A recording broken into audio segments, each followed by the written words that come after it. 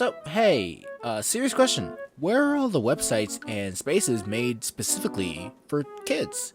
By the time my family and I were on the internet, kids' websites were all the rage. Usually made with Flash, filled to the brim with cool games and stuff. Heck, even some of them were MMORPGs or virtual worlds where kids could express themselves through an avatar and interact with other kids online in a safe, controlled environment. Nowadays, there aren't many spaces like that. The ones that were there are either dead or worse, shilling NFTs to stay relevant. It's to the point that no companies are even trying to do it anymore, or even considering it, and those kids who were on those websites back when they were popular have grown up and are now lamenting over the loss of what was once their childhoods. The hell happened here? Let's look back at those. My name is Meta64, and what happened to websites made for kids?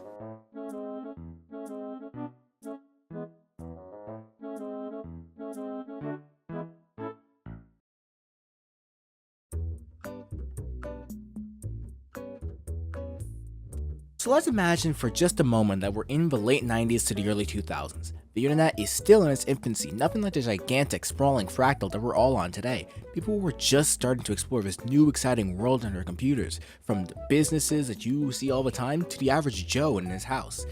Out of those people, one group stood out the most: children.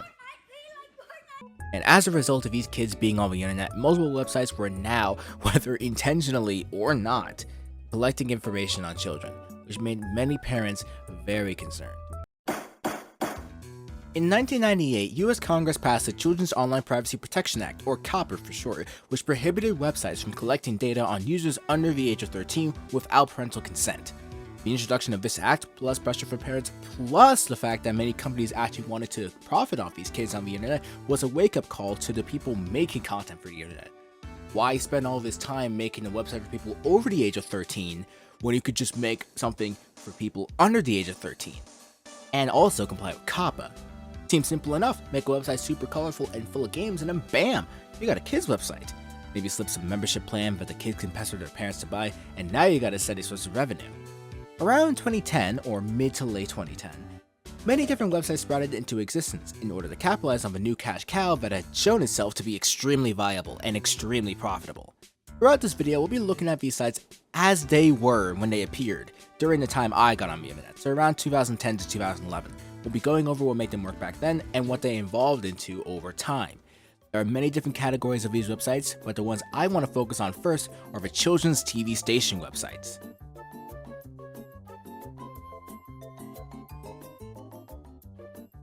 When you and I were kids viewer, we probably watched a lot of children's TV, ranging from Nickelodeon to Cartoon Network to the Disney Channel. And as a result of the booming internet market, many kids networks started to branch out into the internet space. By the time I was on the internet a lot, the people behind these children's channels were pumping these websites full of games for kids, available at just the push of a button. You also have to understand that at this point in time, the iPad kid technically didn't exist yet. Parents weren't just giving their kids their iPhones or iPads and expecting nothing bad would happen on the internet. At least my parents wouldn't. This is around the time when parental controls were actually pretty powerful and worked on basically any device. Parents of the time were not trusting of the internet, but they did know these TV channels, and they trusted those. Nickelodeon, that's the channel with SpongeBob. I trust this website with all my breath. Yeah, little Timmy, here's a computer password. Go play Nick games or something. The sites for Nickelodeon and their sister channels are masterclasses in children's website design. The most important and interesting things to kids are printed in huge bright text. The site itself looks really simple to the point that it was recycled for both the Nicktoons and Nick at Night websites, and the games were easy to find, especially if you're sorting by show. Each show had its own little dedicated page where you could look at clips from the show, read about the characters, and even discuss the show on a forum with fellow kids. The site was colorful, vivid, filled with life, and is extremely open and understandable to as many people as possible, from the 9-year-old who's actually interested in all this content to the parent who needs to be supervising their kid to make sure everything is all good. I'd say that Nick Jr., as one of his sister channels, in particular, has really good design for a preschooler's website. It's extremely simple, even simpler than Nick.com, allowing the preschoolers who happen to know how to use a computer, or the parents who are letting their toddlers use the computer with them, to see the places they know they can go to. The same praise I have for Nick.com can be said about the Canadian equivalent to Nickelodeon, YTV. However, it's much more of a, shall we say, loud experience. Everything's jumping out at you, it's giving off a whole old kids tween network vibe. YTV's whole design philosophy since its inception has been about being weird and unlike the norms of other kids networks on the air at the time, so everything on the website since its inception has been designed around that feeling of keeping it weird. Fonts on the site keep that philosophy of making sure everything is easy to understand to a child while also keeping the feel and theming of YTV. Just like Nick.com, YTV had an online forum where kids could discuss things about their favorite shows in a controlled environment, while also having pets, named sidekicks, that users could customize, allowing for kids to express their creativity in more ways than just an avatar. There'd be regular contests where users could send in their sidekicks and get seen by other kids and even get feedback on their creations. And best part is, it was available to all who signed up, just as long as you were a kid, and it was free. Everyone had ample chance to win and get seen by who knows how many people, and since comments were a lot more moderated and weren't really created to sustain discourse, the emotional damage that would have been given from social media wasn't there. So Nickelodeon has Nick Jr., so what's the Canadian equivalent to that? That would be Treehouse, trying to appeal to the same demographic that Nick Jr.'s website also did. But I say that Treehouse's theming is a little bit better than Nick Jr.'s. It's trying to immerse you into a world, not a toy box like Nick Jr. does. It's a lot more recognizable. The buttons go to different parts of the website. Those guys are acorns. The background is horizon of a green space beyond the hill, and the fonts and look of the site are a lot more wacky and playful, and also tying back into the theming of a treehouse. The Wayback Machine doesn't really do this site justice. It's a lot more lively than what was archived. I just said that Nick Jr.'s website gave off a feel of a toy box, and I just said also that Treehouse is, well, a treehouse. So everything is designed around that. Out of every website we talked about, Treehouse is the most simplistic out of all of them, while also bringing out the same charm that was seen on TV. Meanwhile, on the other side of the pond, CBBC and CBeebies were out here doing some wacky ass shit with their site designs. CBBC was doing this weird 3D squiggle type stuff all over their site in 2011, had a 3D design all over the place, all kind of jagged looking, kind of an outside the norm vibe, the one YTV was trying to achieve back in Canada. CBBC was aimed squarely at 6 to 12 year olds, and that age is where you start to feel like you have to be cool, and the design of the site clearly tried to play into that vibe of being a cool 12-year-old while also appealing to the 6-year-olds who happen to also watch the channel. It's got a more modern feel than the other tween websites we talked about today in this time period, a more Facebook vibe as my friend Natalie described it. CBeebies, on the other hand, ditched the hard edges of CBBC and adopted a more soft, squishy look, kinda like clay, much more appealing to young children than any other preschooler-centric website that we've talked about today. Still below Treehouse though, I like Treehouse more. The BBC put an emphasis on this design philosophy so that not only was it appealing to kids, but also easy on the eyes for kids and their parents, making it easy for both of those demographics to access any part of the website.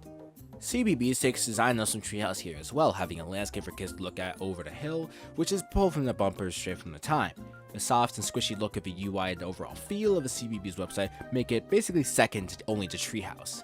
I'd say it surpasses Nick Jr.'s design. It's a lot more appealing to the eyes. It's still bright and colorful, but it's not too overwhelming. Jumping down under to Australia, I wanted to make a quick note of ABC3's website design, because while this channel was an important part of my life, big fan of VPNs by the way, we tread on already existing ground. ABC3's old website follows the same structure that YTV's got going for it, just without the 3D effects that YTV did back in Canada. ABC3 still got a nice distinct style from all the other ones, being somewhat of a simple thing to look at with extremely big and thick fonts, while also having a lot of things semi-skewed. It kinda gives off a graffiti vibe, which is what I'm assuming they were trying to go for.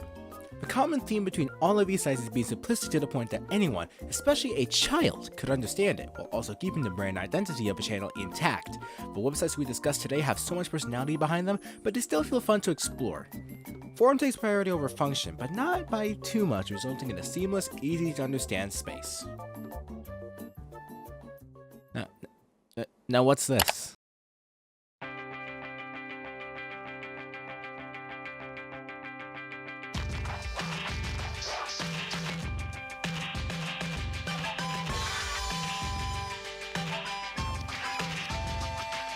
Pretty sure that Club Penguin came to your mind first when I brought up the idea of MMOs for kids. I can reasonably assume that you, the viewer, have fond memories of playing it on a school computer, or at your family computer, or at some other computer. It is the quintessential MMORPG for kids. It's the one that everyone knows, the one that if you say you didn't play it, you got weird looks from people, the one that defined a generation of kids for years. It's not really hard to see why. Club Penguin's content was incredible. A humongous range of games from pizza making to tobogganing to herding to fishing. Club Penguin had basically everything that a kid could possibly want to be when they grew up. Club Penguin tried to hammer in the ideals of responsibility. You could have your own house that you could decorate however you wanted. You had pets called Puffles that you had to take care of, and they would run away if you didn't. You had your own finances to worry about. Club Penguin was basically just an adult simulator for kids, but it just didn't have penguin taxes. Club Penguin is such an overdone topic on YouTube, and I could just rattle out the same talking points that many others have, but I'd rather just point your attention to those videos and talk about something I have way more personal experience with. One of my favorite book series growing up was the Diary of a Wimpy Kid series, a series written and illustrated by Jeff Kinney. And after I finished reading those books, I'd always find myself going to the back of the book consistently, and I'd read the Meet the Author section. Among his accomplishments was a game called Pop Tropica, which by that point, I had never heard of. So using my school's computers, I went onto the Pop Tropica website and got way more hooked into the game than Club Penguin ever hooked me. What made Pop Tropica exciting to me was the stories that each island told. It was like I was getting 50 games in one, and they were all amazingly made. Each of them kept the same base of running around and jumping, but introduced cool new gimmicks, bosses, cinematics, costumes, custom NPCs. Pop Tropica was basically just a platform in and of itself, just without the user-generated content. I have a lot of fond memories of completing multiple Pop Tropica islands with my friends over Skype, or during lunch when we had access to the school computer lab, or with my older brother, or by myself watching tutorials and walkthroughs and stuff that I was just stuck on consistently. Pop Tropica was all about running around and doing stuff that progressed the story while still giving the player room to explore as much as they'd like. Another thing about Pop Tropica that stuck out to me was the absolute amount of stuff that you could throw into your character, and the amount of stuff that wasn't locked behind membership like some other websites would do. The cosmetics available not only allow kids to express themselves through the art of customizable characters, but also allows them to do the most wacky ass shit and call it funny. You can run into the clubhouse for any island and see either the most well put together outfit of all time, or see some guy with a superhero island top and some random pants and a wacky stupid hat and an eye patch. You could recently say this about many other kids games, especially Roblox, but no other browser based kids game even tried to attempt such a complex character customizer. I mentioned clubhouses earlier, and they were exactly what you expected them to be. They're a multiplayer aspect of Pop Tropica, seeing as the islands were always a single player experience.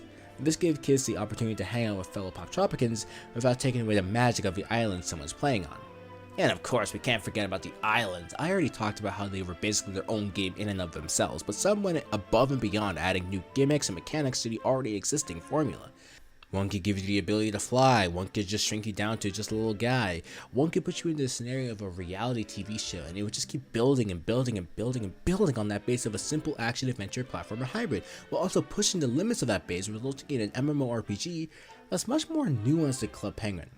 That also barely counts as an MMORPG to begin with. Pop Tropica is what I consider to be peak online games for kids, giving you the customization of Roblox mixed with the progression of an average platformer. I was really hesitant to put this one in because I really don't have good memories of it because it was really annoying to me, but Prodigy was also a huge part of my childhood, especially in school. An actual full-fledged MMORPG, like emphasis on the RPG, all about you becoming a wizard and exploring the lands and fighting monsters along your way to save your world from a terrible calamity. And how exactly do you fight off these monsters? With the power of math! Fucking mathematics, bitch! Prodigy's main allure was that it made math fun for the kid who just hated math with all his soul, while also giving you a super cool world to explore and immerse yourself into. But also math, just lots of math, just a fuck ton of math, and a repetitive combat system that forces you to do math at every step of the game, to the point that I tried to find ways to exploit the enemy's fighting range so that I could avoid doing the fights altogether. It's actually really easy, it was really easy back then. In between the time I was playing in elementary school and now, they added a completely different game just for LA, where you try to revitalize a town by doing chores, and in order to do those chores, you basically have to do English homework, get energy to do it, rinse, and repeat until you want to die. It's just Animal Crossing if it was less fun. Prodigy didn't really facilitate the same community that other virtual worlds for kids did around that time, so it didn't really hit as hard as the others. Virtual worlds were the biggest avenue for kids to express themselves online in a controlled environment, allowing them to spread their wings and get a tiny bit of escapism in the process. It's where many of us got our first exposure to the internet, and it's where many of us met our first friends. They served as places for us to be ourselves in a world we could never truly be a part of, giving us a glimpse into something we thought was cool. And then in a flash, pun intended, those worlds began to crumble. The websites that we grew up on began fading from memory, from existence, as the companies behind them began to crumble, as the technologies that made them began to be retired, and the people who played them began to wonder, what happened to these sites? Well, to be fully honest, there's no one reason as to why sites made for kids died off. I've got a couple of potential reasons why, and you're more than welcome to come up with your own if you've got any of your own, but there's not a primary reason. But one of the biggest reasons that these websites changed were these. And more importantly, companies having to cater to these. Because by the time that a lot of these sites were being upheld, a lot of work being done by parents was done on a massive computer desktop at their desk. They didn't have a laptop. That shit was still super expensive around that time. But nowadays, not only do we just have like really affordable laptops and quick ways to get to work done, but also, who do you know that has a family computer at this point in time? Ask around. I know for a fact you don't know anyone with a family computer in the year of our Lord 2024. Because what's the point of having a family computer? Most people have iPads or iPhones at this point that they give to their kids. And with the rise of Apple's App Store and Google's Play Store, it became much easier to create an app to satiate the needs of kids rather than creating and maintaining an entire website. Apps are easier to develop.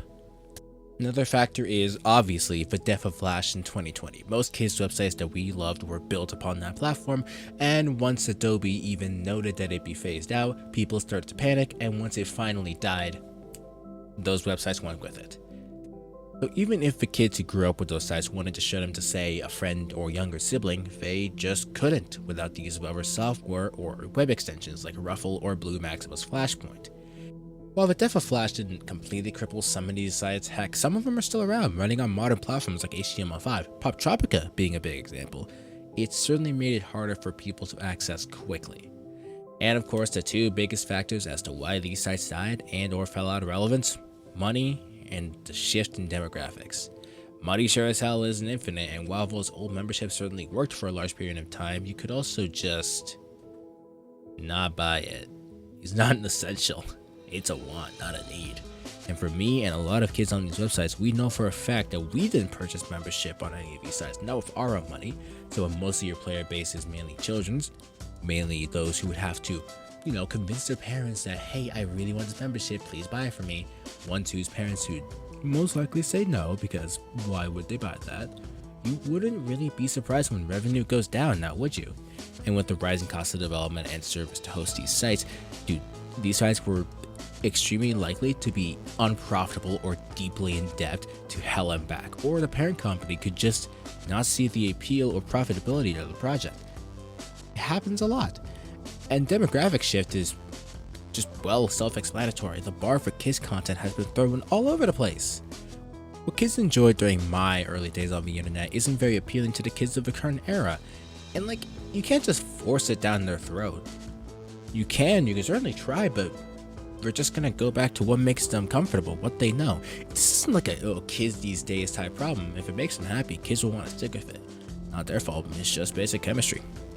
See, but the factors are easy to talk about, but to see how these websites evolve is to understand how these factors influence these sites. So we're just gonna quickly take another look at the websites we talked about today and see what they're up to currently. Okay. Yikes, so we're trolling. Okay. Well, we've got a lot to dig into, I guess. So, let's start with those old TV station websites. Remember all those praises I gave for those websites in their original incarnations and how distinct and unique they all looked? Well, I hope you're a big fan of squares and panels, because that is all these websites became during the late 2010s. Easy to work with on a wide range of devices, but sterile, weird, boring, square. The personality that was so prevalent in these original incarnations got squashed down into panels. The color was drained out, the main need for those websites just became checking showtimes, and all the games were gone. It felt so corporatized.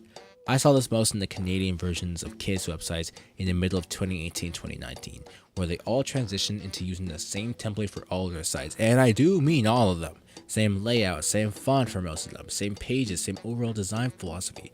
Not much of a difference between the websites, save for YTV and Disney Channel, which got a little bit of a design change to complement their theming. Hey, let's play a quick game. I'm gonna just censor all the panels on this site, and here is a different site with the exact same different panels. Which one's different? Psych, they're the same fucking page. And those browser-based virtual worlds for kids, the games on TV station websites, since Flash is dead, those died too. Companies most likely didn't want to pay developers to create those games for their websites in actual formats that worked with modern browsers, and instead just cut the games out of the pictures, creating no real reason for a child to stay in a website like that. As well, those online spaces where kids could just be kids were gone, replaced by common social media websites, which, in the wrong hands, could be extremely damaging to a mind. TikTok comes to mind for me, especially since it's appealing to most kids under the age of 13, but we've also seen the rise of children on Twitter and Instagram, places where failure can have a deeper cut into the psyche, places that aren't heavily moderated, allowing bad actors to pop out of nowhere and do something that can scar a child forever. Amino.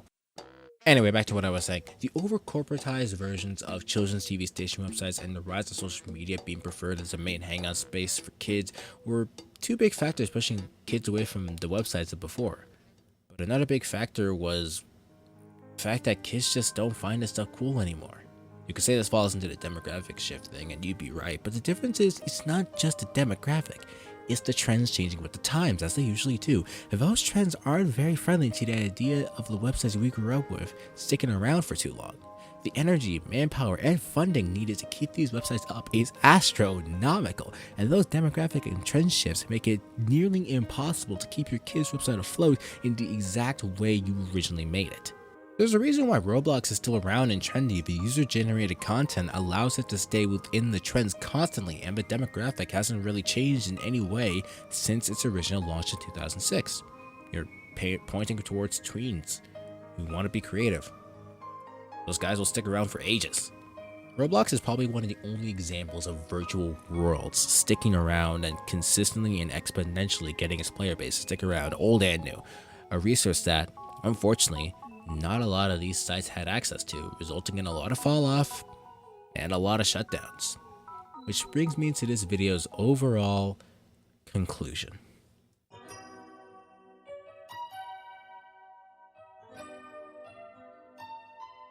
As the internet and its original inhabitants got older, the bar for kids content has wildly fluctuated over those years.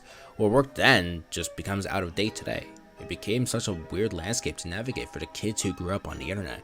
Sure, a lot of those kids growing up only had those thoughts of remembrance just because of nostalgia, but you could in theory make the argument that current kids spaces just aren't what they used to be, or that they don't have the same magic that they used to. Maybe they weren't just as good as they used to be. Maybe we're all just blinded by nostalgia. Or maybe I just don't like Cocomelon, man, I don't fucking know. Hello, thank you for watching this video. It's finally finished, now you can watch it and hope you enjoyed it. You should join my Discord server if you want to be notified whenever I go live or make a new video. You should subscribe if you enjoyed watching this, I hope you did. And if you want to support me, you can go to ko-fi.com/meta64 in order to get some perks like early video access. If you also want to go support Blue Maximum's Flashpoint or support Ruffle, their links are also in the description. They should be close to the top. They should be somewhere there. Thank you for watching this video. Hopefully it won't take me forever to make the next one. See you soon.